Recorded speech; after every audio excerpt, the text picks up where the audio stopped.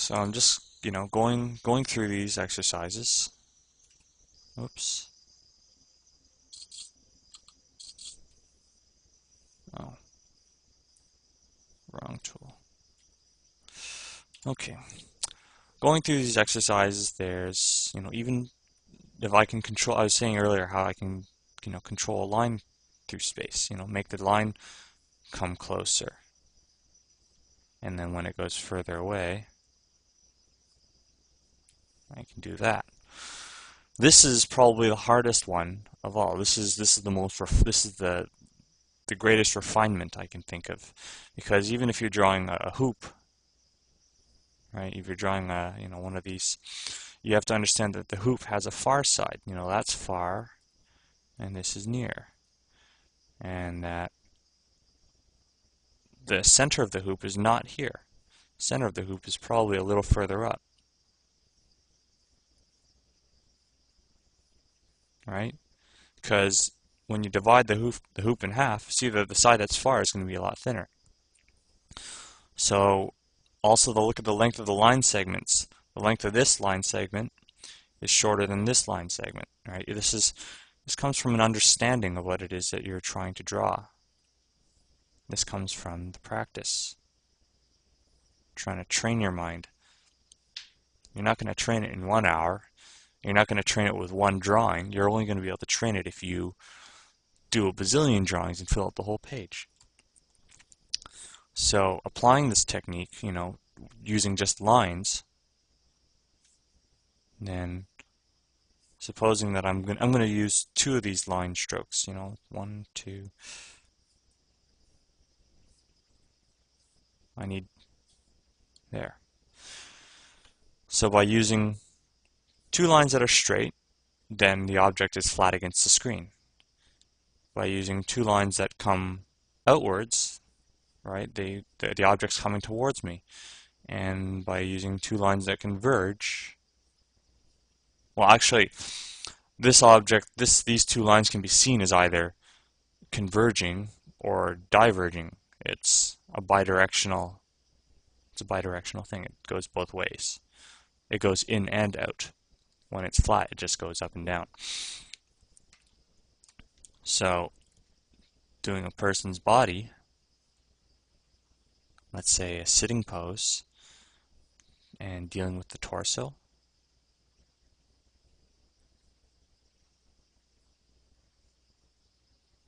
So now I want it to go straight. And then of course the body's going to widen. If I want the leg to come closer, then I'm going to have to diverge those lines. And the more I diverge it, the closer the object gets. And then I can said it was going to be a sitting pose. So these lines don't diverge or converge so much because they're going across. Same thing here. I want this arm to come closer. See how I diverge those lines? And this time I don't diverge them because they're going straight.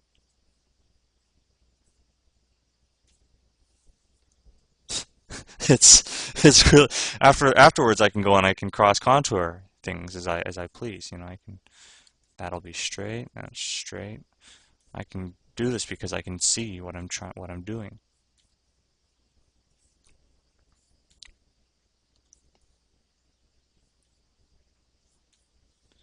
And then for those of you who are saying, but what about anatomy? Well, anatomy is still secondary to figuring out the actual pose.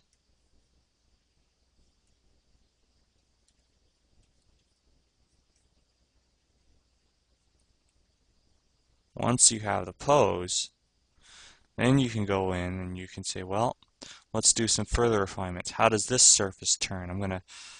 I know there's a scapula about here. The anatomy is no good if you don't have the ability to model the anatomy. If you don't have, by modeling I just mean having control over form and being able to turn the form this way and that's modeling. you want to be able to draw anatomy, you need that modeling ability to model form. Now I'm just going in and I'm cutting into this. I'm adding surface planes.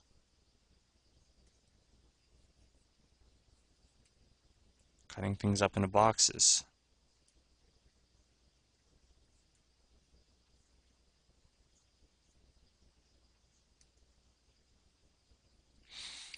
And then putting in the cross contours. These cross contours are used to tell me which way the form is going.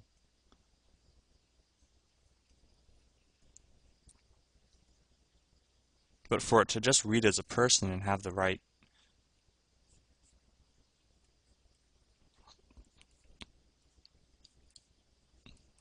that's a little too extreme, but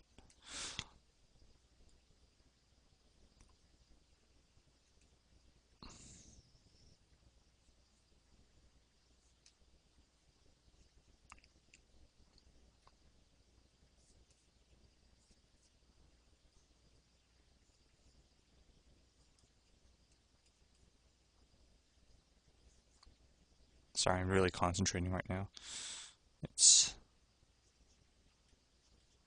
because I haven't mastered it, because I'm not perfect.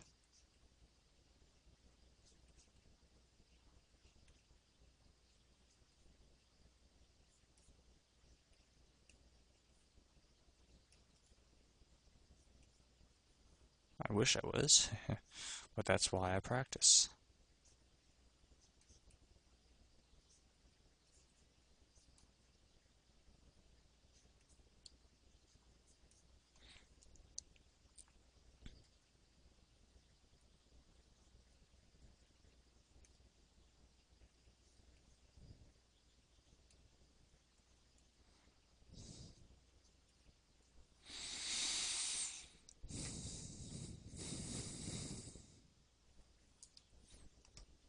Let me just move this to the side.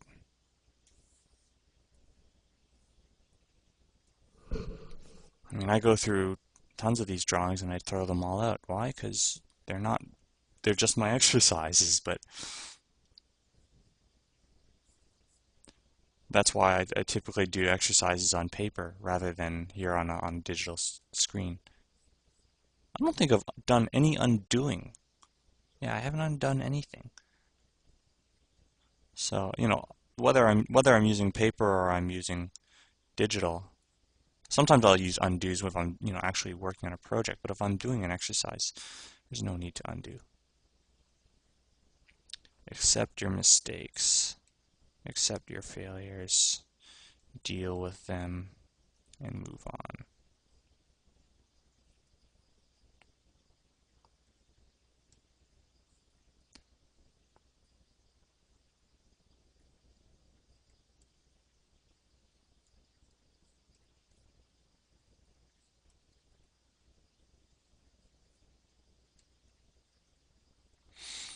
So a lot of this cross-contouring is used as a way to split up the surface.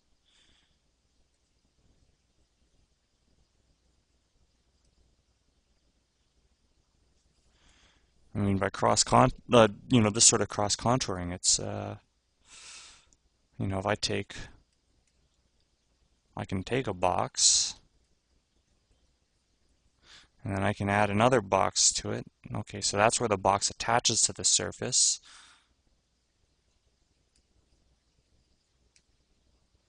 Right, so I've got one box attached to another. This is how the muscles work. Well, kind of. But see how that line follows the surface form. Same thing here. I've made a line that follows the surface form. So this is how I handle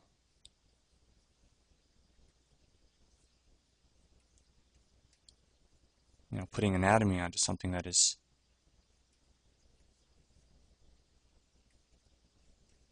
drawn very simply. I need it to look more realistic. See?